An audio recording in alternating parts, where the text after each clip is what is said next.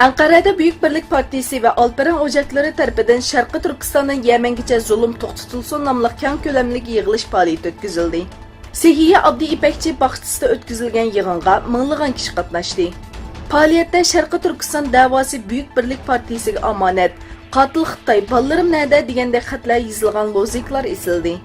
Partiya raisi Mustafa Destici, Xitoyning Uyg'urlar ustidagi zulmni davomlashtirayotganligi haqida to'xtalib, millionlagan Sharqiy Turkistonlik qarindoshlarimiz lagerlarga qamalib, ideologiya qirg'inchiligiga duch kelmoqda dedi.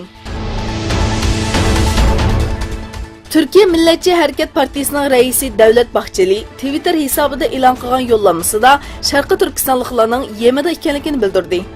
Bahçeli Şarkı Türkistan'da zulüm ve asimilatsiyaga uchrayotgan qarindoshlarımızning asla yolg'iz emasligini jaranliq ve kuchli bir şekilde xitob qilaman. Ishonamanki mazlumlarning ohlari bir kuni zolimlarni taxtdan tushirdi dedi.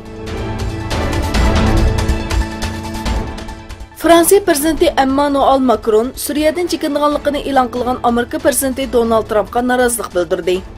Çatda ziyareti bo'layotgan Macron axborot e'lon qilish yig'inida Amerikalik ittifoqdoshimizning Suriya haqida degan so'zlardan bearam bo'layotimiz. Bir ittifoqda ishonchlik bo'lishi lozim dedi. İsrailya bir turkum seriqchiliklar yemeklik sohasini o'z ichiga olgan nurg'un sohalarda qimmatchilikka qarshi faoliyat o'tkazdi. Namoyishchilar Netanyahuning surati tushirilgan va jinoyatchi ministr deb yozilgan plakatlarni ko'tarib, Netanyahuni iste'fo berishga chaqirdi. Yana bir tarafdan Livanning poytaxti Beyrutda aralarida seriqchiliklar bor bo'lgan yuzlagan kishi davlatning iqtisodiy ahvoliga va mol bahosining o'sib ketishiga qarshi namoyish o'tkazdi.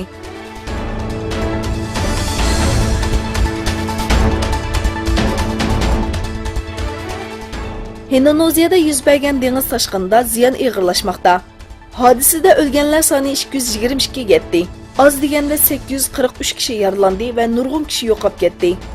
Indoneziya Meteorologiya, iqlim va geofizika idorasi xalqni bo'g'iz atrofidagi sohalarda faoliyat qilmaslik haqida ogohlantirdi.